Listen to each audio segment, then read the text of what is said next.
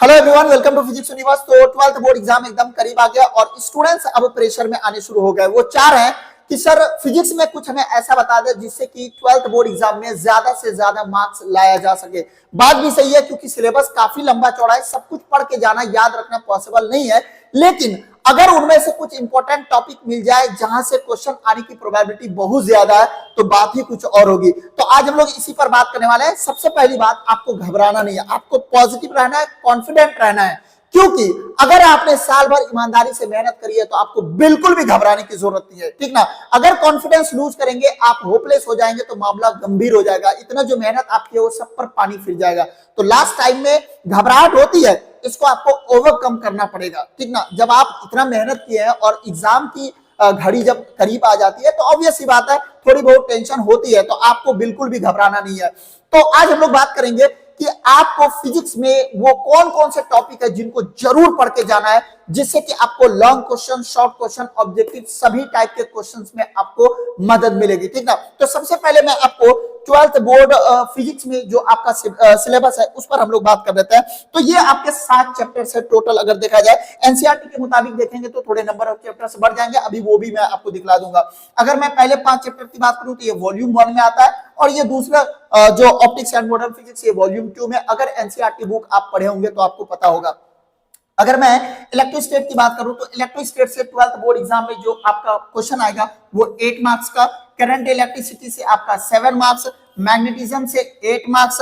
अगर मैं ईएमआई से यानी इलेक्ट्रोमैग्नेटिक इंडक्शन जो कि काफी इंपॉर्टेंट छोटा सा चैप्टर है और इससे बहुत इंपॉर्टेंट सब क्वेश्चंस आते हैं, तो इससे 4 मार्क्स के क्वेश्चंस आएंगे। अल्टरनेटिंग करंट ये भी उसी का पार्ट है, तो अल्टरनेटिंग करंट से भी आपका 4 मार्क्स का क्वेश्चन है। ऑप्टिक्स की बात करूं तो ये 14 मार्क्स एंड मॉडर्न फिजिक्स से आपका 25 मार्क्स है। अगर सबको आप जोड़ दें तो ये आपका 70 मार्क्स का थ्योरी वाला पार्ट है, 30 तो आपका प्रैक्टिकल है ही। तो अब इन टॉपिक्स में से आपको हर एक चैप्टर से कुछ टॉपिक आपको बताऊंगा जिसको आपको करके जाना है। उससे पहले आप एनसीईआरटी वाला सिलेबस देख लें। एनसीईआरटी के मुताबिक ये कुछ ऐसा है, ठीक ना। मैंने हिंदी में भी मेंशन कर दिया, तो जो बच्चे हिंदी मीडियम से वो घबराएंगे नहीं। तो ये सारा चैप्टर है। अब अगर आप हर चैप्टर से एक दो क्वेश्चन भी करके चले जाते हैं, लास्ट में खाली उसको रिवाइज करके चले जाते हैं, तो आपको बहुत फायदा मिलने वाला है, ठीक ना। मैं फिर से रिपीट कर रहा हूं, ये फायदा उन्हीं को देगा जिन्होंने साल भर मेहनत करी है। अगर आपने पढ़ाई नहीं करी है तो फिर बड़ी मुश्किल हो जाएगा। तो शुरू करते हैं इलेक्ट्रोस्टैट से। मैंने कुछ क्वेश्चंस का लिस्ट बनाया हुआ है, ये है। हालांकि इस लास्ट टाइम में सारे क्वेश्चंस को करके जाना पॉसिबल नहीं है, तो इनमें से अगर आप सब कर ले तो बहुत अच्छी बात है। अगर आपने सारा कुछ पढ़ाई किया तो सारे क्वेश्चन को एक बार रिवाइज कर ले, और ये सब इंपॉर्टेंट क्वेश्चन है, आपने जरूर पढ़ रखा होगा। लेकिन इनमें से लास्ट टाइम में कुछ इंपॉर्टेंट टॉपिक आपको बता रहा हूं जिसको आपको जरूर करना है, ठीक ना। आप एक बार चाहे तो इसका स्क्रीनशॉट ले सकते हैं। बहरहाल अगर मैं बात करूं इलेक्ट्रोस्टैट से, थोड़ा मैं जूम कर दे रहा हूं, ठीक ना। अगर मैं इलेक्ट्रोस्टैट से बात करूं तो सबसे पहला काम आपको करना है, एक सेकंड, ओके।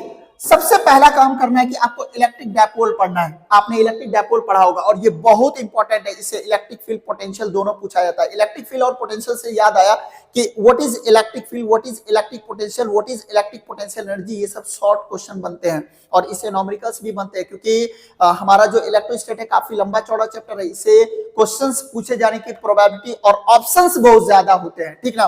तो खैर आप ये देखें, एक लॉन्ग क्वेश्चन करने के चक्कर में आप शॉर्ट भी कर लेंगे, वेरी शॉर्ट, सारा कुछ ऑब्जेक्टिव वगैरह हो जाएगा। जब आप इलेक्ट्रिक फील्ड पढ़ रहे हो तो उसके यूनिट भी देख लेंगे, डायमेंशन भी देख लेंगे, है ना। पोटेंशियल पढ़ रहे हो तो उसका भी यूनिट देख लेंगे, डायमेंशन देख लेंगे, तो वो सब पूछा जाता है, ध्यान में रखना है। तो पहला काम क्या करना है, इलेक्ट्रिक डायपोल करना है। दूसरा गॉस थ्योरम, बहुत इंपॉर्टेंट है। इलेक्ट्रिक फील्ड फाइंड आउट करने के लिए गॉस थ्योरम की हमें जरूरत पड़ती है, ये आपको 2 कर लेना है। तीसरा काम आपको कैपेसिटर पढ़ना है। कैपेसिटर से आपको न्यूमेरिकल्स क्वेश्चंस भी आते हैं और इससे ऑब्जेक्टिव, शॉर्ट और लॉन्ग तीनों टाइप के क्वेश्चन पूछे जाते हैं, तो इसको जरूर ध्यान में रखिएगा। ज्यादातर इससे आपको शॉर्ट और क्या नाम है ऑब्जेक्टिव क्वेश्चंस रहते हैं, उसको आप जरूर ध्यान में रखिएगा, ठीक ना। ये जरूर कर रहे हैं। अगर कैपेसिटर आप पढ़ रहे हैं, अगर टाइम है तो एनर्जी डेंसिटी वाला रिलेशन देख लेंगे, लेकिन टाइम है तभी, अदरवाइज ये 3 आपको काम करना है। पहला क्या, इलेक्ट्रिक डायपोल, दूसरा क्या, गॉस थ्योरम, और तीसरा क्या, कैपेसिटर, पैरेलल प्लेट कैपेसिटर वगैरह जो आता था उसको देख लेना है। Combination, grouping of capacitor, series combination, parallel combination, ये जरूर आप कर लेंगे, ठीक ना। अगर मैं दूसरे चैप्टर की बात करूं, करंट इलेक्ट्रिसिटी, तो करंट इलेक्ट्रिसिटी में कुछ गिने चुने चीजें हैं जिसको आपको जरूर कर लेना चाहिए। पहला, किरचॉफ्स लॉ। किरचॉफ्स लॉ आपको पता होगा, किरचॉफ्स का दो लॉ था, एक फर्स्ट लॉ, दूसरा सेकंड लॉ। ये हालांकि इधर पूछा हुआ है लेकिन फिर भी आप इसको जरूर कर लेना। और उसके बाद जब आप किरचॉफ्स लॉ कर रहे होंगे तो इसमें ग्रुपिंग ऑफ रजिस्टर जो कि सीरीज और पैरेलल कॉम्बिनेशन होता है उसको आप जरूर कर ले। ये कैपेसिटर से मिलता जुलता है तो एक ही साथ हो जाएगा, तो बहुत ज्यादा आपको मेहनत करने की जरूरत नहीं पड़ेगी। उसके बाद हीटिंग इफेक्ट ऑफ करंट काफी इंपॉर्टेंट है ना, इसके कई बार पूछा गया तो इसके पूछे जाने की प्रोबेबिलिटी ज्यादा है। अगर आप थोड़ा सा और अगर पढ़ें तो ओम्स लॉ कर लीजिएगा। ओम्स लॉ बेसिक है, 10th वगैरह में भी आप पढ़े होंगे, ठीक ना। ओम्स लॉ में जो करंट डेंसिटी वगैरह होता है वो एक बार जरूर देख लीजिएगा, शॉर्ट क्वेश्चन के लिए मैं बता रहा हूं। उसके बाद ammeter, voltmeter, potentiometer, Wheatstone bridge, ये सब शॉर्ट क्वेश्चन में आपको आने की प्रोबेबिलिटी है, तो इसको ध्यान में रखिएगा, ठीक है। आगे बढ़ते हैं। करंट इलेक्ट्रिसिटी में ग्रुपिंग ऑफ रजिस्टर जो था, combination of register, series and parallel combination, इसको आप जरूर कर लेंगे, इग्नोर नहीं करेंगे, ठीक है। नेक्स्ट मैं बात करूं आपका मैग्नेटिज्म, तो मैग्नेटिज्म काफी इंपॉर्टेंट है और सबसे पहला काम करना है आपको साइक्लोट्रॉन पढ़ना है। साइक्लोट्रॉन के आने की प्रोबेबिलिटी बहुत ज्यादा।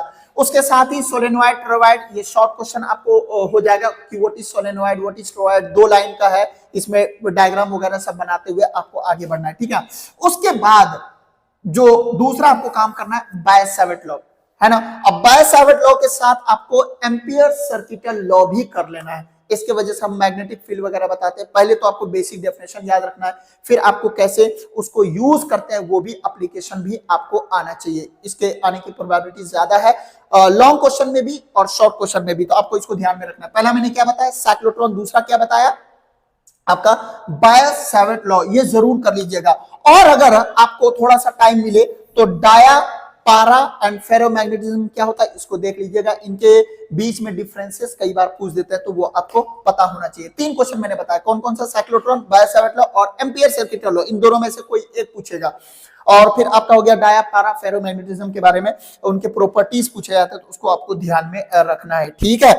और देखिए भाई, ये बहुत ज्यादा नहीं है, अगर आपने पढ़ाई करी है तो आपको ये ज्यादा नहीं लगेगा, और अगर आपने ईमानदारी से पढ़ाई नहीं करी है तो बिलीव में तो फिर आपको टेंशन होगी। इस बात को आपको ध्यान में रखना है, ठीक है। कि ईएमआई और एसी की बात करें तो ईएमआई और एसी में आपको ध्यान रखना है कि आपको सबसे पहले एसी जनरेटर और ट्रांसफार्मर, ये आपको करना है। क्या क्या, एसी जनरेटर और ट्रांसफार्मर बहुत इंपॉर्टेंट है, पहले ये दोनों करना है। उसके बाद अगर टाइम मिल जाए तो एलसीआर सर्किट वगैरह कर लीजिएगा। और जब आप ट्रांसफार्मर वगैरह, एसी जनरेटर वगैरह कर रहे होंगे तो आपको पता होगा सेल्फ इंडक्शन क्या होता है, म्यूचुअल इंडक्शन क्या होता है, ये सारी बातें आपको पता होंगी, तो उसको भी देख लीजिएगा क्योंकि शॉर्ट में वो आपको काम आएगा।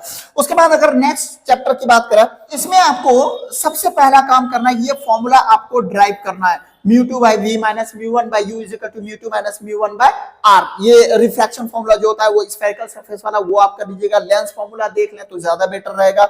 उसके बाद दूसरा काम करना है आपको, प्रिज्म आप पढ़े होंगे, प्रिज्म में वो delta is equal to a into μ minus 1 जो हम लोग प्रूफ करते थे वो याद रखिएगा। प्रिज्म से रिलेटेड आपको dispersion without deviation and deviation without dispersion, ये आपको कर लेना है, ये इंपॉर्टेंट है। प्रिज्म के साथ ही ये काम आप कर लेंगे, ठीक ना।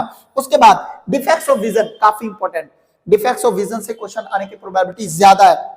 और एक बात ध्यान रखिएगा कि ऑप्टिक्स जो है वो बहुत लंबा चौड़ा चैप्टर है, ठीक ना, तो इसमें आपको थोड़े नंबर ऑफ क्वेश्चंस बढ़ भी सकते हैं, तो इसको आपको घबराना नहीं है, ठीक है। उसके बाद अगर मैं वेव ऑप्टिक्स की बात करूं तो YDSE, Young's double series experiment, इसमें वेव फ्रंट वगैरह क्या होता है, शॉर्ट क्वेश्चन पूछा जाता है, इसको ध्यान में रखिएगा। हाइजेंस प्रिंसिपल ये पूछा गया, ब्रीवेस्टर्स लॉ कई बार पूछा गया शॉर्ट क्वेश्चन में, तो ये सब आपको पता होना चाहिए, ठीक है। उसके बाद अगर मैं मॉडर्न फिजिक्स की बात करूं जो कि सबसे बड़ा पार्ट है और जिससे सबसे ज्यादा क्वेश्चन पूछे जाते हैं, ठीक ना, कितना अभी बताया था 25 मार्क्स, तो इसको आपको ध्यान में रखना है। तो मॉडर्न फिजिक्स में सबसे पहला काम इलेक्ट्रोमैग्नेटिक वेव्स, इसके प्रॉपर्टीज पूछे जाते हैं शॉर्ट क्वेश्चन में, तो कम से कम 2 प्रॉपर्टीज आपको याद रखना है, ठीक ना। जैसे कि light is an electromagnetic wave, कैसे वो प्रोड्यूस होता है वो सब आपको याद रखना है, ठीक है। तो पहला काम क्या करना है, 2 प्रॉपर्टीज आपको इलेक्ट्रोमैग्नेटिक वेव के याद करना है, ये बहुत ज्यादा पूछे जाते हैं, इसको ध्यान में रखिएगा। उसके बाद आइंस्टाइन्स फोटो इलेक्ट्रिक इफेक्ट, बहुत इंपॉर्टेंट, इस इक्वेशन को आपको प्रूफ करने आना चाहिए। दूसरा नेक्स्ट अगर बात करें तो बोर्स एटॉमिक मॉडल, इसके ड्रॉबैक वगैरह कई बार पूछ देते हैं, शॉर्ट लॉन्ग दोनों पूछे जाएंगे। एनर्जी कैसे निकालना है, उसका रेडियस वगैरह कैसे निकालते हैं वो भी आप जरूर कर लेंगे अगर आपको टाइम मिले तो। आप क्योंकि लंबा चैप्टर है, क्वेश्चन पूछे जाने की प्रोबेबिलिटी ज्यादा है, तो आप थोड़ा सा हाइड्रोजन स्पेक्ट्रम उसको भी आप एक बार देख लेंगे। फिर न्यूक्लियर फ्यूजन, न्यूक्लियर फिजन ये एक बार देख लीजिएगा। रेडियो एक्टिविटी में हाफ लाइफ, एवरेज लाइफ देख लीजिएगा। Properties of alpha beta gamma rays जरूर देख लेना है, ठीक है। उसके बाद अगर मैं बात करूं तो रेक्टिफायर, पीएन जंक्शन डायोड काफी इंपॉर्टेंट, फॉरवर्ड बाइस, रिवर्स बाइस, है ना, तो ये सब काफी इंपॉर्टेंट है, इसको आप जरूर याद रखिएगा। Full wave rectifier, half wave rectifier, फिर से मैं याद दिला रहा हूं कि मॉडर्न फिजिक्स से नंबर ऑफ क्वेश्चंस ज्यादा पूछे जाएंगे, तो क्वेश्चंस भी आपको ज्यादा पढ़ के जाना पड़ेगा और ये सब इंपॉर्टेंट है। उसके बाद अगर मैं बात करूं तो transistor as an oscillator, important question है, कई बार पूछा है। और लास्ट टॉपिक आपका होगा लॉजिक गेट, एंड गेट, और गेट, नॉट गेट, ये सब आपको पता होना चाहिए। अगर ये सारी चीजें आप करके जाते हो तो मजा आ जाएगा। एक बात मैं फिर से आपको याद दिला रहा हूं कि बहुत लंबा चौड़ा सिलेबस है, उनमें से मैंने गिनी चुनी चीजें आपके सामने रखा है, तो इतना मिनिमम आपको करके जाना है। तो बस आप इतना कर लीजिए और इसको 2 4 5 10 20 बार रिवाइज कर लीजिए, जितना बार रिवाइज हो सकता है करके जाइए। इससे आपको short question, long question, objective question, सारे टाइप के क्वेश्चन आपको मिल जाएंगे। छोटा छोटा डेफिनेशन जरूर याद रख लीजिएगा, उसका यूनिट याद रख लीजिएगा, उसका डायमेंशन याद रख लीजिएगा, इससे आपको ऑब्जेक्टिव क्वेश्चन बनाने में मदद मिलेगी। तो चलिए मैं उम्मीद करता हूं कि आप इसको ढंग से करेंगे। और फिर से मैं बोल रहा हूं कि इसको बर्डन नहीं समझना है, क्योंकि अगर आपने साल भर ईमानदारी से पढ़ाई करी है तो बड़े आसानी से आप इसको कर सकते हैं, 1-2 दिन में आप बढ़िया से रिवाइज कर सकते हैं, ठीक है। तो मैं उम्मीद करता हूं कि आप इसको अच्छे से करके जाएंगे और एक जबरदस्त तगड़ा वाला रिजल्ट लेकर के आएंगे।